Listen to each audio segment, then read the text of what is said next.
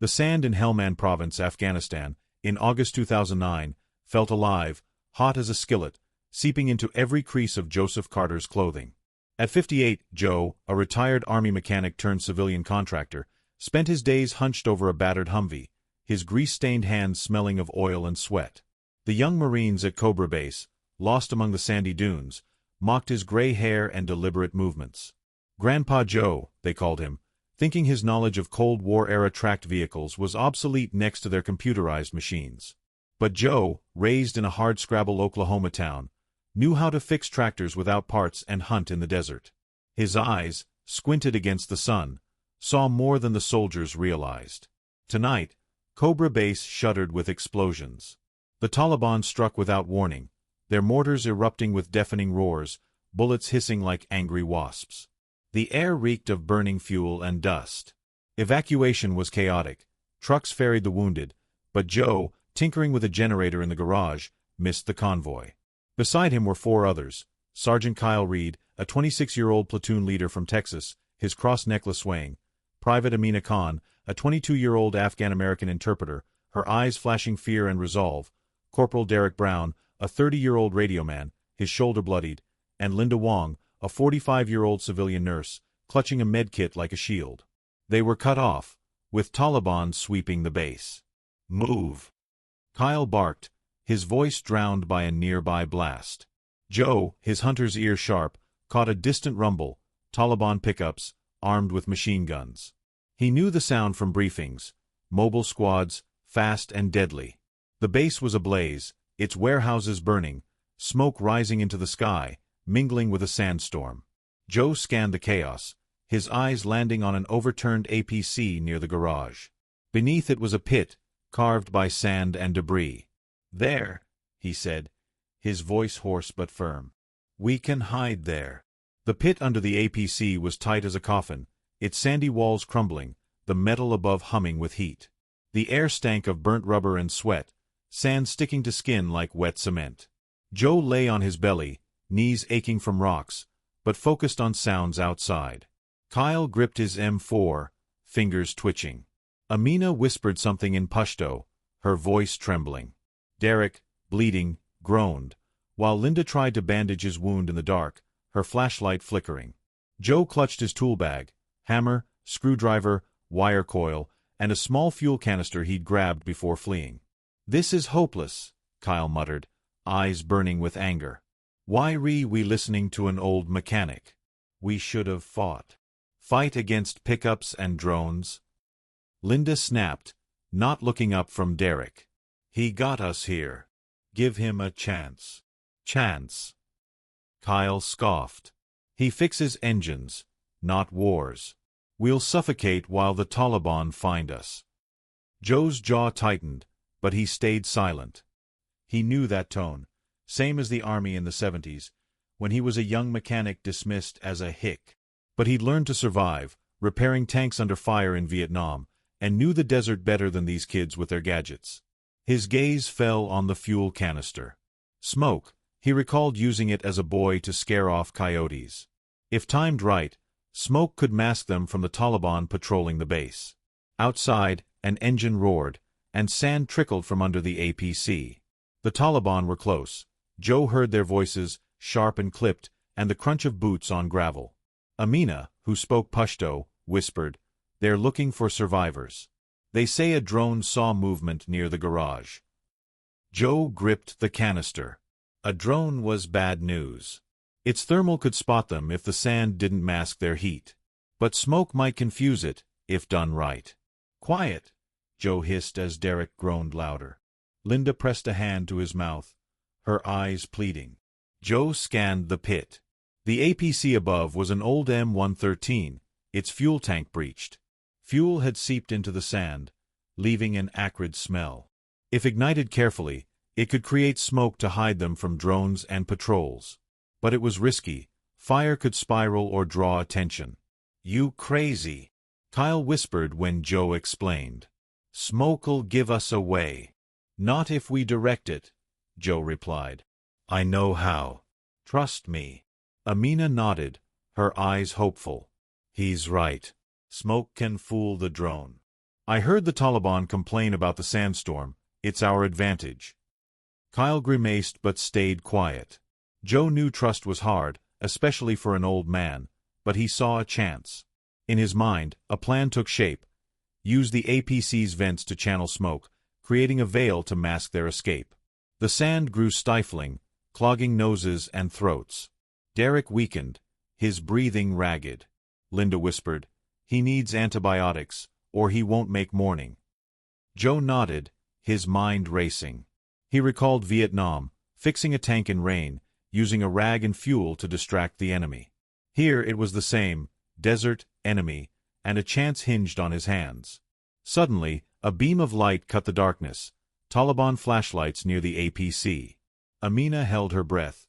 Kyle raised his rifle, ready to fight. Joe grabbed his arm. "Wait," he whispered. "Give me a minute." He opened the canister, fingers trembling but precise. Fuel, smoke, sand, this was his element. If he could create a smokescreen, they'd buy time. But the clock was ticking, and the Taliban were closer than ever. The sand in the pit under the overturned APC stuck to Joseph Carter's skin, mingling with sweat and the stench of burning fuel wafting from Cobra Base. In the dim flicker of Linda Wong's flashlight, Joe saw the tense faces of his four companions. Sergeant Kyle Reed, fingers gripping his M4, Private Amina Khan, whispering a Pashto prayer, Corporal Derek Brown, breath faltering from blood loss, and Linda, hands trembling as she bandaged Derek's wound. Outside, Taliban swept the base, their flashlights swinging like predatory eyes, a drone humming overhead, hunting their heat. Joe, the 58-year-old mechanic the Marines deemed outdated, held a fuel canister, his mind humming like an engine, seeking a way out. The smoke that saved them from the first patrol was just the start. Now, they needed a plan to escape alive. "They'll be back," Amina whispered, her voice barely cutting through the scrape of sand above. "I heard them talk of reinforcements. They have thermals." Kyle's jaw clenched. "Then we can't just sit. We gotta fight." "Fight drones and pickups?" Linda shot back, eyes glinting in the dark. "Derek won't make it without shelter and meds." Joe stayed silent, fingers tracing the canister. He recalled Oklahoma, diverting wolves with campfire smoke, guiding it with the wind. Here in Helmand, the wind blew north, carrying a sandstorm. If he used smoke and sand, he could confuse the Taliban and drone, buying time to flee. But where? His eyes scanned the pit, landing on the APC's debris. Under the sand, he spotted a hatch edge, possibly access to the vehicle's lower compartment, maybe holding maps or gear. His experience with armor told him such APCs often had hidden compartments or emergency exits. "Joe, what's on your mind?" Linda asked, noticing his gaze. He tapped the hatch. "This APC's our shot. If there's a compartment, there might be maps or a radio. I know these machines, fixed them in Vietnam. And I know how to make smoke to keep us hidden." Kyle snorted. "Smoke? You nearly cooked us already. And what? You'll dig through scrap while the Taliban knock." "Kyle, enough," Amina cut in. "He got us this far. Give him a chance." Joe felt a pang of gratitude, but Kyle's skepticism stung. In Vietnam, officers doubted him until he fixed a tank under fire. He inhaled deeply, smelling sand and metal. "I can make a smokescreen, funnel it through the APC's vents. That'll give us time to reach an old outpost north. There's shelter and a radio." Outside, the drone's hum grew louder, and Taliban voices drew closer. Sand trickled from the APC as a pickup passed nearby. Joe knew time was short. He opened his tool bag, pulling out a screwdriver and wire coil. The hatch was rusted but yielded to his steady hands. In the sand-filled compartment, he felt a metal box, maybe an emergency kit. Pulling it out, he found a yellowed map, a flashlight, and a half-crushed but likely functional smoke grenade. "Here," he said, unfolding the map. "Outpost 2 miles north. The sandstorm will cover us if we stay low." Kyle leaned in, his cross swaying. "And how do we get there? Derek can't walk." "I'll carry him," Linda said, her voice firm despite exhaustion. "But we need a diversion." Joe nodded. His plan crystallized. Use the smoke grenade and fuel to create a dense cloud, blending with the sandstorm to confuse the drone and patrols. He could rig wires to the APC's battery to ignite the grenade remotely, giving them a chance to slip away. But it needed precision. One misstep, and the smoke would betray them. "This is nuts," Kyle muttered, but his tone softened. "How you gonna pull it off?" "Trust me," Joe replied, his voice calm as the desert before a storm. He recalled, at 16, fixing his dad's tractor with wire and grit when the family faced starvation. He hadn't quit then, and he wouldn't now. The sand grew unbearable, clogging noses and throats. Derek groaned, his face pale as moonlight. Linda checked his pulse, meeting Joe's eyes. "He's got hours without antibiotics," she whispered. Joe nodded, hands already working. He wired the APC's battery, crafting a crude igniter. He placed the smoke grenade by a vent to channel the smoke. Fuel from the canister was poured around the pit to amplify the effect. His movements were slow but precise, like a watchmaker's. Amina watched, eyes shining with respect. "My grandfather did this in the mountains," she whispered. "Used smoke to hide from Soviet choppers." "Your granddad was smart," Joe smiled, feeling a tie to the past. He thought of his father, teaching him to survive in the desert, and his mother, praying for him nightly during Vietnam. Their faith gave him strength, and now he had to pass it to this group. Suddenly, the sand shuddered, Taliban digging nearby. Amina listened, her face tightening. "They found tracks by the garage," she whispered. "They think someone's hiding." Kyle gripped his rifle. "If they open the APC, we're dead." "They won't," Joe said, voice steady. He finished the setup, checking the wires. The plan was ready. Ignite the smoke, wait for the storm to peak, and move to the outpost. But it needed everyone's buy-in. He looked at the group, their faces a mix of fear and hope. "This is our only shot," he said. "I know the desert. I know machines. And I know how to fool the enemy. You with me?" Linda nodded first, clutching her med kit. "I'm with you, Joe." Amina smiled, her voice quiet but firm. "My granddad would be proud." Derek, despite pain, gave a thumbs up. "Do your magic, old man." Kyle hesitated, his cross glinting in the flashlight's beam. Finally, he sighed. "All right, Joe. But if this flops, I'll shoot you myself." Joe grinned, feeling the weight of doubt lift. He recalled Vietnam, saving a platoon by fixing a tank under fire. He was young then, but wisdom came with years, and now it was his weapon. He took the igniter, fingers ready. Outside, the wind howled louder, carrying sand and smoke. The time had come. "Get ready," Joe said, eyes burning with resolve. "We're getting out of here." The sandstorm howled over Cobra Base, mingling with acrid smoke rising from the vents of the overturned APC. Joseph Carter, 58, gray hair streaked with sand, gripped a makeshift igniter of wires and battery, his calloused fingers steady despite a pounding heart. In the cramped pit beneath the APC, 4 others awaited his signal. Sergeant Kyle Reed, cross necklace swaying, Private Amina Khan, eyes fierce with resolve, Corporal Derek Brown, fading from blood loss, and Nurse Linda Wong, holding Derek's hand. Taliban swept the base, their pickups rumbling nearby, a drone humming above, seeking their heat. Joe knew his plan. A smokescreen and a desperate dash to an outpost 2 miles north was their only shot. He took a deep breath, smelling fuel and sand, and pressed the igniter. The smoke grenade hissed, releasing a thick cloud that merged with spilled fuel and the sandstorm.